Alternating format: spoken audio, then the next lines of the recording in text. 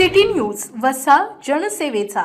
महाराष्ट्राचे उपमुख्यमंत्री अजित पवार यांच्या पार्थिवावर शासकीय इतमातात मान्यवरांच्या उपस्थितीत अंत्यसंस्कार करण्यात आले।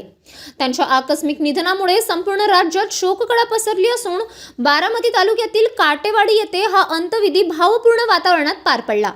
अजित पवार यांच्या निधनाबाबत विमान अपघातासह विविध चर्चांना उधाण आले होते। या धक्कादायक घटनेने राजकीय वर्तुळासह सामान्य नागरिकांनाही मोठा धक्का बसलाय। अंत्यसंस्काराच्या वेळी मोठ्या संख्येने जनसमुदाय उपस्थित होता।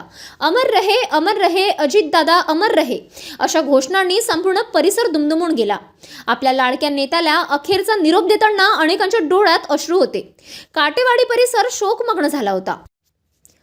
अंत्यविधी धार्मिक परंपरेनुसार पार पडला। श्रीराम श्राद्धाचे विधी तसेच वैदिक मंत्रोच्चार करण्यात आले। गंधम उपतिष्ठतु, पुष्पम उपतिष्ठतु, दीपम उपतिष्ठतु, नैवेद्यम उपतिष्ठतु अशा मंत्रांच्या घोषात आत्म्याच्या शांतीसाठी प्रार्थना करण्यात आली। शासकीय सन्मानाने पुष्पचक्र अर्पण करण्यात आले आणि बंदुकीच्या सलामीद्वारे अंतिम मानवंदना देण्यात आली।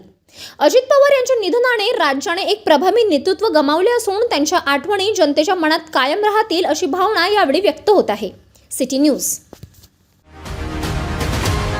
बातम्या व जाहिरातीकरिता संपर्क मोबाईल क्रमांक 9822 72 0784।